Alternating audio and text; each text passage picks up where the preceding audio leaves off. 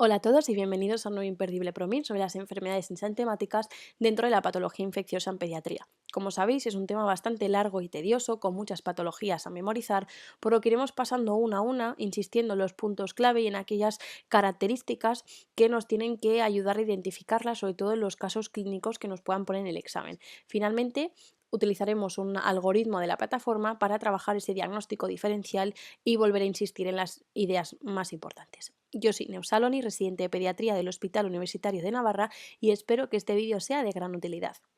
A modo de introducción, destacar que los exantemas febriles son un motivo de consulta frecuente en pediatría. A nivel de historia clínica es importante conocer la edad del paciente, ya que eso nos va a poder hacer orientar el diagnóstico hacia unas patologías u otras, y la duración y la graduación de la fiebre. También importante a nivel de exploración física, la afectación del estado general, que eso también nos va a poder ayudar a orientarnos hacia unas patologías u otras, y los síntomas acompañantes, esos síntomas guías que nos hacen pensar en una enfermedad u otra. Vamos a empezar ya con el sarampión. Veréis que hemos estructurado las diapositivas de forma parecida para que sea más fácil memorizarlas. A nivel de etiología, el sarampión está causado por un virus ARN. Acordaros, sarampión tiene AR de ARN. Y bueno, pues el nombre es un poco complicado de recordar, pero bueno, por si nos suena, Morbillivirus paramyxoviridie. A nivel de epidemiología, sobre todo destacar los pacientes que no están vacunados, lactantes por debajo de los 12 y 15 meses, que es cuando se da la primera dosis de la vacuna, y que es altamente contagioso, desde 7 días antes del exantema hasta 5 días después. La clínica tiene 3 fases, un periodo de incubación, una fase prodrómica y una fase enxantemática, que más adelante vamos a desarrollar un poquito más. A nivel diagnóstico, analítica, veríamos una leucopenia con linfocitosis relativa, las IgMs positivas en caso de la infección aguda, y en caso de que queramos hacer un diagnóstico definitivo, habría que utilizar una PCR en sangre o secreciones nasofaringias. A nivel de las complicaciones que se relacionan con el sarampión, la otitis media aguda, una neumonía de células gigantes de Hodge o por sobreinfección bacteriana, una encefalitis, o también nos tiene que sonar la panencefalitis esclerosante subaguda, que es una discapacidad motriz e intelectual que aparece años después de esta infección. El tratamiento, igual que las otras enfermedades que vamos a ir viendo, es sintomático y de las complicaciones. En cuanto a la profilaxis, destacar la inmunoprofilaxis activa, la vacunación, que se incluye dentro de la vacuna triple vírica, que se administra entre los 12 y 15 meses y a los 3-4 años. Y la inmunoprofilaxis pasiva, que ya sabéis que es la administración de la gamma globulina antisarampión en los primeros 5 días postexposición, ya sean inmunodeprimidos o en no vacunados. Como os decía, a nivel de la clínica de sarampión tenemos el periodo de incubación, que dura 10-12 días, la fase prodrómica o catarral, 3-5 días, que es básicamente, como su nombre indica, un cuadro catarral inespecífico con un poco de tos, rinorrea, conjuntivitis, puede asociar odinofagia y algo de fiebre. Y además las manchas de Koplik, que son esas manchas características de la mucosa yugal, ¿vale? Manchas de Koplik, sarampión. Y luego ya propiamente la fase enxantemática, que dura alrededor de 7-10 días, que son fiebre bastante alta en picos en un niño con un aspecto séptico, es decir, un niño con alteración o afectación del estado general. Es un exantema maculopapular muy eritematoso, el niño está muy rojo y confluente, de progresión cefalocaudal, es decir, aparece en la cabeza y se va extendiendo por todo el cuerpo en dirección a los pies, con afectación palmoplantar. Ojito, porque esta afectación palmoplantar nos puede ayudar a diferenciar entre otras patologías que no afectan ni a las manos ni a los pies. Puede descamar y desaparece en el mismo orden que aparece, es decir, desaparece primero en la cabeza y luego por último en los pies. Esta es la imagen característica de un niño afecto de sarampión, que si bien es cierto no solemos ya ver mucho por el tema de que la vacunación está muy extendida, nos tiene que sonar. Una regla mnemotécnica para este sarampión, que es todo a lo grande, sarampión, que acaba en on, si no tienes vacunación, fiebrón, rojo como un fresón, descendente y en progresión. Palmoplantar, afectación con encefalitis o neumonión y aspecto de defunción. Todo, todo, todo a lo grande. Niño muy rojo con un aspecto horrible que va en descendente y que afecta a las palmas. Pasamos a la siguiente, la rubeola, también virus ARN, el rubivirus togaviridae. Acordaos, la R de ARN. La epidemiología, contagio por vía aérea o por paso transplacentario de madres a hijos. Suele contagiar desde 3-7 días antes de aparecer el exantema hasta una semana después de la desaparición. Ojito con estos niños que van a la guardería porque tienen que estar mucho tiempo aislados. La clínica, lo mismo, periodo de incubación, fase prodrómica y fase exantemática que ahora veremos.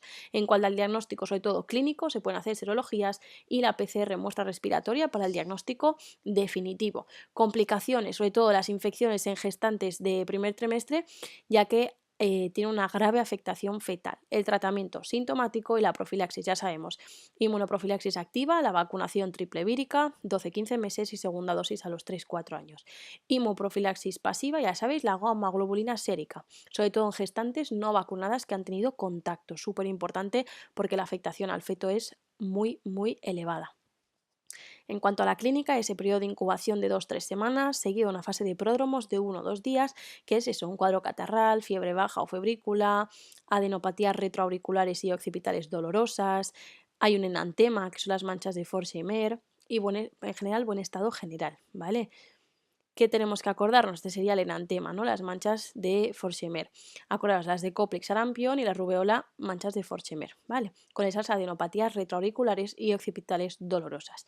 Y luego la fase exantemática, que dura 2-4 días, es una clínica mucho más corta que la del sarampión, es fiebre moderada o febrícula, ya no es un fiebrón, con ese enantema, ese exantema maculopapuloso que no es confluyente, que desciende muy rápido y que desaparece en el mismo orden, es decir, aparece en la cabeza y se desciende hacia los pies, igual que en el sarampión, y desaparece en el mismo orden, igual que en el sarampión, pero no está tan afectado clínicamente ni está tan rojo, ¿vale? Aquí los síntomas, el guía sería esas adenopatías dolorosas, retroauriculares y occipitales y esas manchas de Forchheimer, ¿vale? Este sería el aspecto típico de estos niños. Es un exantema no tan marcado como la otra foto que hemos visto en el sarampión. Si pasamos al exantema súbito, es causado por el virus herpes 6, ¿vale? ¿Cómo nos vamos a acordar? Aquí lo vamos a ver, enfermedad del 3, sexta enfermedad, 3 días de fiebre, 3 días de exantema, virus herpes 6, porque 3 más 3 son 6. Vamos a ver, la epidemiología, niños pequeños, lactantes entre 6 y 18 meses, que se contagian por secreciones respiratorias.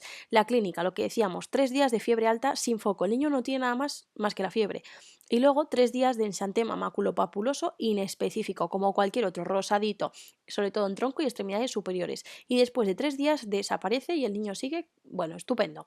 Diagnóstico sobre todo clínico, ese 3 más 3 no nos tiene que fallar nunca. Y el diagnóstico definitivo se hace PCR muestra respiratoria, aunque es opcional, no lo necesitamos porque es un diagnóstico clínico. Las complicaciones no son ser específicas y el tratamiento sintomático. Acordaros, exantema súbito, la enfermedad del 3, 3 más 3 son 6, virus del herpes 6, 3 días de fiebre, 3 días de exantema al niño, buen estado general y nada más.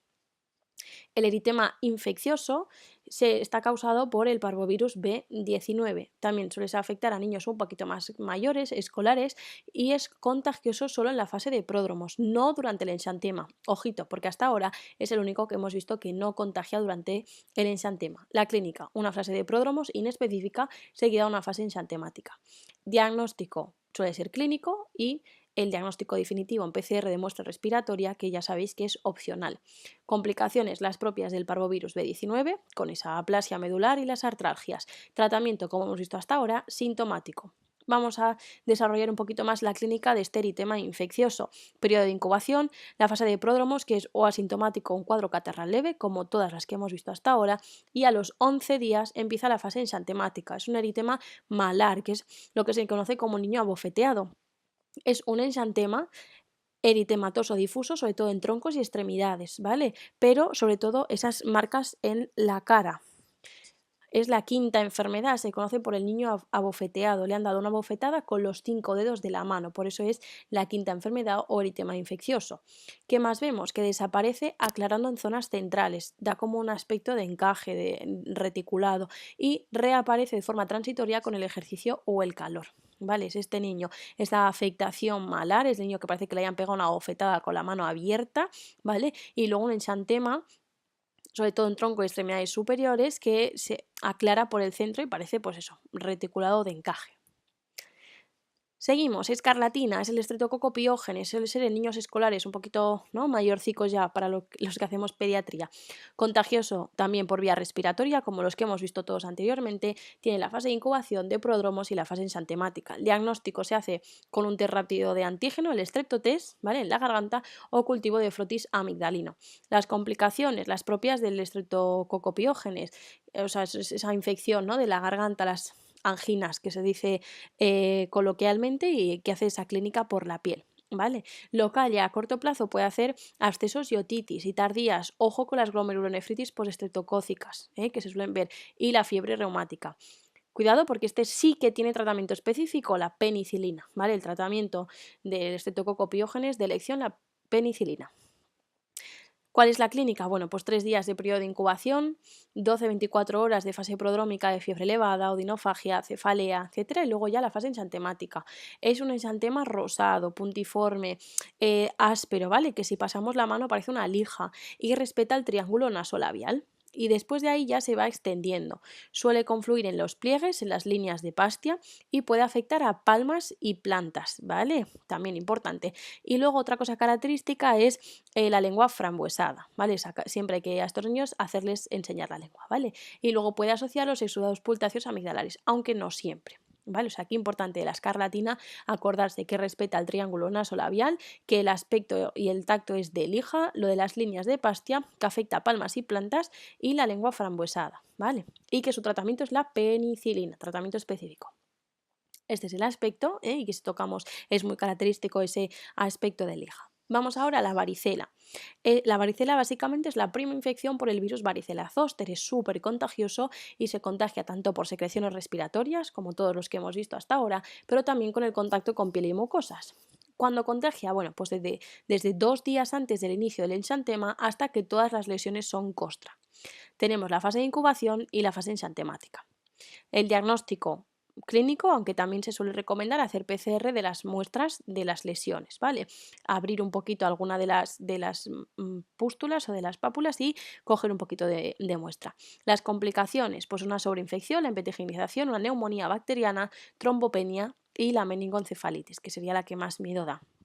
El tratamiento en niños sanos es sintomáticos, ¿vale? Niños sanos pequeñitos sintomáticos. Importante evitar el ácido acetilsalicílico por el síndrome de Reye. En adolescentes y adultos, como es algo mucho más tedioso pasar la varicela porque es muy pruriginoso y así, el aciclovir vía oral. Y en el caso de desarrollar la meningoencefalitis, que como decíamos era la complicación que más miedo da, el aciclovir intravenoso.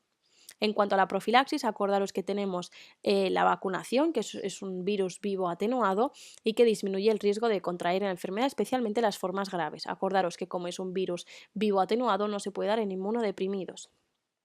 Y la inmunoprofilaxis pasiva es la inmunoglobulina antivaricela en los primeros 4 días postexposición. ¿Cuándo lo vamos a hacer? Pues en recién nacidos cuya madre desarrolla varicela desde 5 días antes del parto hasta 2 días después, en inmunodeprimidos que no se pueden vacunar y que han tenido contacto, en recién nacidos de madres sin evidencia de inmunidad en los primeros 7-14 días de vida y en mujeres embarazadas sin evidencia de inmunidad en el caso, ¿no?, de que hayan tenido contacto y que podamos demostrar por serología la exposición. Como decíamos, la clínica es una fase de incubación de 2-3 semanas, seguido de una fase ensantemática. Vamos a ver que es un exantema que empieza en la espalda, en el cuello y a nivel de la zona retroauricular, que es un exantema centrípeto, ¿vale? Que afecta sobre todo luego a tórax y a zona proximal de extremidades, pero no afecta a las palmas y las plantas. Ojo, ¿vale? Sí que puede afectar a las mucosas. Acordaos que, por ejemplo, el sarampión sí que afectaba a las palmas y a las plantas, ¿vale? Son lesiones polimorfas, que se reconoce que no, que se dice que es un exantema en cielo estrellado porque tiene lesiones en diferentes estadios de evolución. Unas son máculas, otras son pápulas, vesículas y finalmente costras. Y es muy, muy pruriginoso. Este es el aspecto. Pero el niño tiene buen estado general. Acordaros que era el sarampión el que tenía mal estado general. Si pasamos ya a otra típica que vemos sobre todo en urgencias de pediatría o en atención primaria, enfermedad mano-pie-boca. Está causado por el virus Coxsackie. Este sí que nos tiene que sonar. Epidemiología, niños escolares, pero más bien pequeñitos, o de la guardería. Contagio por vía respiratoria y por lesiones, igual que la varicela. Clínica, fiebre y ensantema de vesículas con un halo aritematoso alrededor. Afecta a los pies y las palmas y puede asociar aftas bucales. El diagnóstico es clínico, no se necesita ninguna prueba y las complicaciones son poco frecuentes, no específicas, pero sí que hay que avisar que estas lesiones pueden tardar bastante en irse y que incluso se nos pueden caer las uñas, ¿vale? Y el tratamiento sintomático. ¿Vale? Estas son las lesiones típicas y es sobre todo eso, niños que van a la guardería o en primeros años de la educación infantil es bastante típico, ¿vale? Afecta sobre todo eso a la mano, a los pies y a la boca, y o sea, a las mucosas también, pero también puede afectar a glúteos, etcétera. Y finalmente, enfermedad de Kawasaki, también súper importante en pediatría. La etiología es desconocida, se cree que es una respuesta inmune patológica ante factores ambientales o infecciosos en individuos genéticamente predispuestos. Es más frecuente en países asiáticos y en niños menores de 5 años. La clínica. Siempre tiene que haber fiebre sin foco de más de 5 días. Además, tiene que asociar lengua frambuesada, labios hiperémicos y agrietados, una conjuntivitis no exudativa, un eritema palmoplantar y descamación de los dedos, un exantema polimorfo, adenopatías inflamadas y una afectación cardiovascular que puede existir o no. Es una vasculitis de las arterias coronarias que hace pequeños aneurismas, ¿vale? Y otras afectaciones, pues meningitis, artritis, hepatitis. Obviamente no tiene que cumplir todas estas características, sino que hay unos criterios diagnósticos que en función de la puntuación que tengamos, pues estamos delante de una enfermedad de Kawasaki o no. Lo que os decía, un resumen de las clínicas típicas, ¿no? Esa fiebre sin foco de más de 5 días, conjuntivitis no sedativa, adenopatías múltiples, los labios hiperémicos y cortados, un exantema polimorfo, siempre hay que evaluar si hay afectación o no de las coronarias y luego ese eritema y edema de manos y descamación de los dedos, ¿vale? Aquí lo que os comentaba del diagnóstico, hay unos criterios diagnósticos mayores, ¿vale? Que son los clínicos y podemos también apoyarnos de los hallazgos analíticos, ¿vale? Si no cumpliese todos los criterios mayores, hablaríamos de una enfermedad de Kawasaki incompleta, ¿vale? Que es aquí donde nos apoyamos de los criterios analíticos. Vamos a insistir, necesitamos un criterio mayor sí o sí, esa fiebre sin foco de más de 5 días de evolución y al menos 4 criterios mayores. La conjuntivitis, el enantema, la lengua en fresa o los labios rojos agrietados o el eritema palmoplantar con ese edema y esa descamación en fase subaguda o un exantema polimorfo o las adenopatías. Y luego a nivel de la analítica podemos encontrar un aumento de los reactantes de fase aguda como de la PCR o también de la VSG. También vamos a ver una leucocitosis con una trombocitosis. Podemos asociar anemia, elevación de las enzimas hepáticas y también una piuria estéril, ¿vale? ¿Cuál es el tratamiento? Pues es súper importante por las complicaciones que puede tener la enfermedad de Kawasaki con esos aneurismas coronarios, iniciarlo de forma precoz, ¿vale? Tanto en casos confirmados como en la sospecha. ¿Cuál va a ser el tratamiento? Tenemos tres patas de tratamiento. La gamma-globulina intravenosa en los primeros 7 días de enfermedad, que lo que hace es prevenir la aparición de aneurismas coronarios y de sus complicaciones, ¿vale? Se puede repetir la dosis a los 2-4 días si no hay respuesta. ¿Vale? Luego, otro pilar importante es el ácido acetilsalicílico, que inicialmente utilizaremos una dosis antiinflamatoria, que es una dosis alta, hasta que desaparezca la fiebre. Una vez ha disminuido la fiebre, lo que pasaremos es una dosis más baja, que es una dosis antiagregante, hasta normalizar las cifras de plaquetas y teniendo un control ecocardiográfico normal, a mínimo a las 6-8 semanas del diagnóstico. Es un tratamiento que se mantiene al alta. Y finalmente los corticoides que se utilizan de rescate si no hay respuesta tras variar dosis de gamma-globulina. Hasta aquí todas las enfermedades ensantemáticas que teníamos que ver y vamos a ese diagnóstico diferencial. Vamos a tener dos tipos de lesiones, un tipo de lesión de vesículas que vamos a ver cómo se distribuyen. Si es una distribución difusa, que además de vesículas tenemos otro tipo de lesiones en diferentes estados, hablaríamos de una varicela. En cambio, si esas vesículas solo afectan a los manos, los pies y las bocas principalmente, hablaríamos de la enfermedad del mano-pie-boca, el Coxsackie, ¿vale? Muy típico de guardería. En cambio, si estamos delante de un exantema maculopapuloso febril, ¿vale? Habría que buscar alguna otra cosita más. Si estamos delante de fiebre de más de 5 días, como conjuntivitis, adenopatías, afectación de manos y pies con edema y descamación, afectación oral, valorar, ¿no?, si cumple o no los criterios de enfermedad de Kawasaki que acabamos de ver. Si aparte de ese exantema hay una fiebre elevada, están las manchas de Koplik, un tema muy intenso, el niño tiene muy mal estado general, sarampión, acordaros que va todo a lo grande, tratamiento sintomático.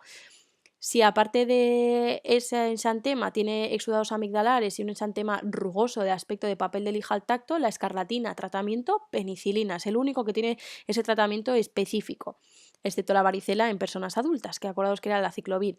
Si aparte del exantema tenemos mejillas en bofetón y un aspecto reticular porque se aclara por el centro, sobre todo en los miembros y en el tronco, el eritema infeccioso, el megaloritema, la quinta enfermedad, acordaros la bofetada con los 5 dedos de la mano, que es el parvovirus. Si aparte del exantema tenemos esas adenopatías occipitales, es la rubeola. Acordaros que aparte son las manchas de Forchemer y que es un exantema más bien discreto, no tan intenso como el del sarampión, la rubeola. ¿Vale? Acordaros que el sarampión y la rubeola se vacunan a la vez con la triple vírica. Y luego finalmente, si ese exantema está dentro de 3 días de fiebre, se me va la fiebre y aparecen 3 días de exantema y el niño tiene muy buen estado general, es el exantema súbito, la enfermedad del 3, que 3 días de fiebre y 3 días de exantema son 6, el virus del herpes 6, ¿vale? Y hasta aquí. Como conclusiones, insistir, sarampión, conjuntivitis, tos y manchas de Koplik, con un exantema muy marcado con mal estado general. Virus ARN, rubeola también, virus ARN, es parecido al sarampión pero más leve, fiebre baja, buen estado general, adenopatías retroauriculares y occipitales y esas manchas de Forchemer. Ensantema súbito, 3 días de fiebre sin foco y 3 días de ensantema, es el virus herpes 6. El eritema infeccioso es eritema en ambas mejillas, el niño abofeteado, ¿vale? Y el aspecto reticular son las complicaciones por infección por parvovirus B19, que sobre todo pues la aplasia medular y las artralgias. Luego la escarlatina, que es la faringoamigdalitis por estreptococo beta hemolítico del grupo A, el piógenes, seguido de un exantema en papel de lija. Es el único con tratamiento antibiótico, penicilina. Varicela, la prima infección por virus varicela zoster, es un exantema muy pruriginoso en cielo estrellado. ¿Por qué? Porque tiene diferentes lesiones en diferentes estados de maduración. No suele afectar a palmas y plantas, importante acordarnos de esto, ¿vale? Acordaros que si es un niño sano no se trata y si es un adolescente o un adulto utilizaremos el aciclovir vía oral y si se complica con una meningoencefalitis el aciclovir intravenoso. La enfermedad del mano-pie-boca son vesículas con un halo eritematoso en pies y manos y luego las aftas dolorosas, causados por el virus Coxsackie A, muy típico de guardería. Y finalmente la enfermedad de Kawasaki es esa vasculitis de vaso pequeño por una respuesta inmune y hay que intentar acordarse los criterios diagnósticos, acordarse esa fiebre sin foco de más de 5 días y al menos 4 menores. Adenopatías, conjuntivitis, la afectación de los labios, etcétera. Ojito con la complicación importante que son los aneurismas de las coronarias. Tratamiento precoz con gamma-globulina intravenoso y el ácido acetilsalicílico, que tenemos 2 dosis, dosis altas y dosis bajas. Esas dosis bajas se mantendrán casi 2 meses, ¿vale? Y si no, corticoides. Y hasta aquí este imperdible de Promir. Sé que es denso, pero espero que os haya resuelto las dudas y que os hayan quedado claras las ideas más importantes de cada una de las patologías y que os ayude a memorizar. Muchísimo ánimo y nos vemos en el próximo.